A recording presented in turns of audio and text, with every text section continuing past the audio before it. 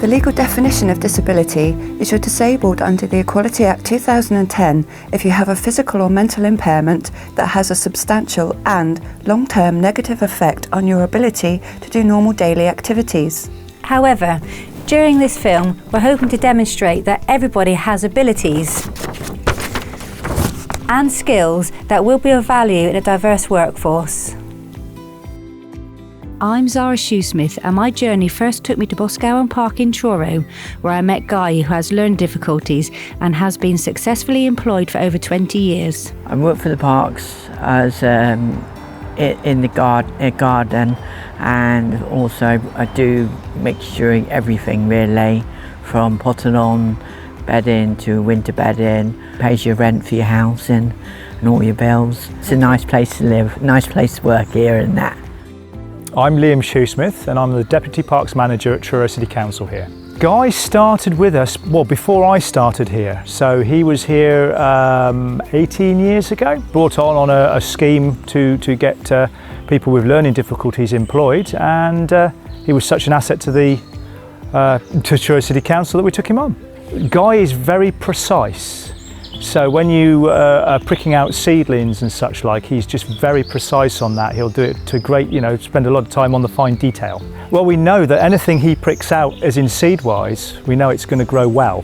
And he can do it at speed as well, which is good for efficiency. Guy, sometimes with his learning difficulties, you have to explain things in a different manner. But once he's got the idea, he's off he goes. For anybody who's not employed anybody with learning difficulties before, preparation's important. You must make sure that everybody understands and you understand what people like Guy would need. But the value is that you get a good team player like Guy who's settled in, and also the value of watching Guy mix with others. He's managed to get himself a house, he lives by himself. None of these things he'd have managed unless he'd started working here, and that's quite rewarding.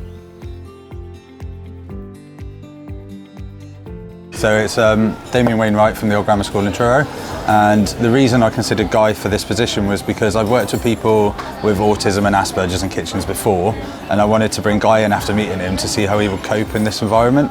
Because it's very fast-paced, it's very stressful, and yeah, he's done very well. He's come on and on and on, and there wasn't a lot. There was a lot, like a little bit more one-to-one than you would normally do with a normal chef, but most of the time, maybe once, twice, you'd show him something, and then he just cracked on, to be honest. It was a lot easier than I personally thought it was going to be.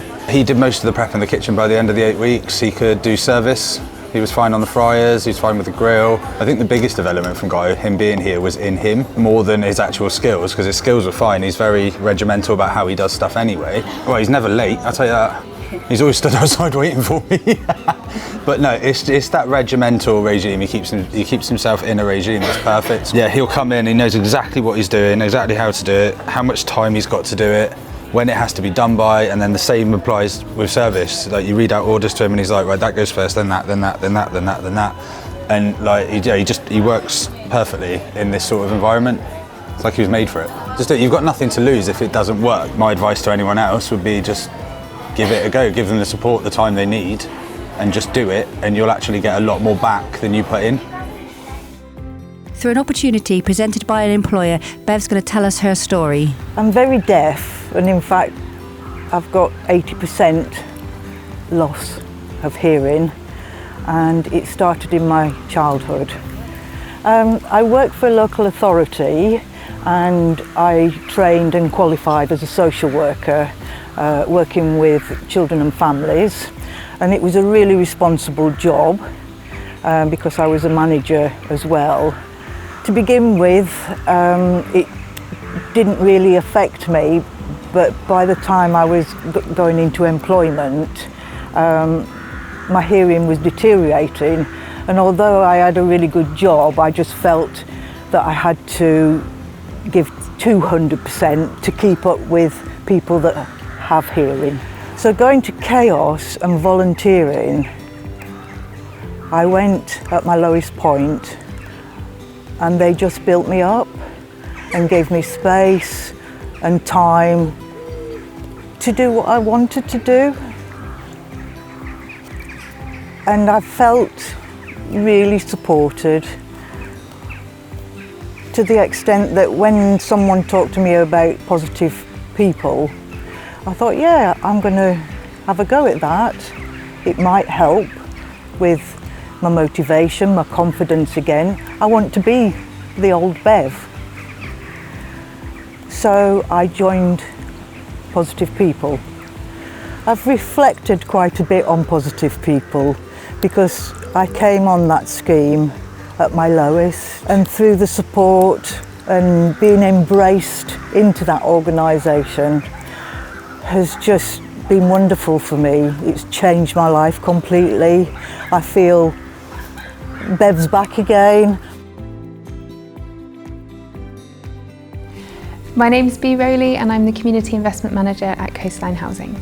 Coastline Housing is a social landlord and we have a stock of about 4,500 properties across Cornwall. So Inspiring Futures is one of our work placement opportunities that we have for customers but also members of the local community. It's an 8-week work placement programme here at Coastline. We have supported a lot of people through the work placement programme who've got additional learning needs or have got physical disabilities or mental health difficulties. From my perspective, from that first day of enrolment, we see people as people. We look at people's strengths and the abilities that they do bring. There might be some alterations that we need to make the workplace more accessible for them, but the wealth of experience or ideas that they bring far outweighs those alterations that need to be made.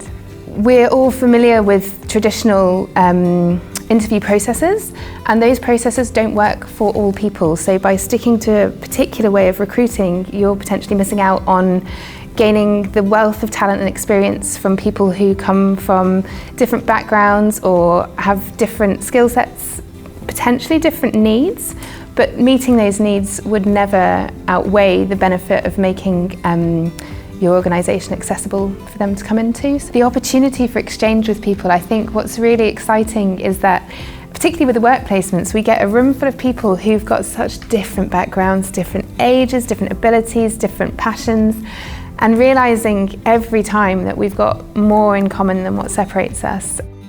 Jamie Richards, I work for Cornwall Neighbours for Change and I'm Centre Services, Premises and IT, and I work on reception as well. I have one arm missing just below the elbow and I've just been born like it, so I don't, I've learnt to live with it all my life. I don't find it makes any difference to my daily activities and the way I live, or I just get on with it like anybody else. Having full-time employment is important. I feel it just helps with my everyday living and that I've got income. I feel it's quite easy for employers to make any changes if I need to.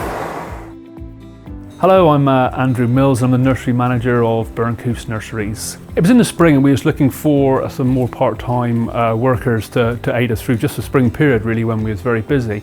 And I was made aware of a chap looking for work called Scott. Scott had been long-term unemployed and he had suffered from post-traumatic stress disorder from being in the Navy. But it didn't take long before Scott realised that he was an integral part of the team because he's an incredibly hard-working and bright individual. And it also didn't take long for the staff to realise what an asset he was to the company. Over a period of time at the nursery, everybody could see, myself especially, could see what the benefit of work was having on Scott. He's very punctual, very interested, always enthusiastic, always looking for the next job, and is really an asset to the company. So what I'd like to say is to any employers out there that are contemplating taking on any individuals or anybody from the Positive People scheme, I would say go for it, because you don't know what talent is out there in a pool of people that have been perhaps left behind and forgotten over many, many years. So from me and from Burncoof's Nurseries, please give these people an opportunity, because there are some very talented people out there and they will be an asset to your company.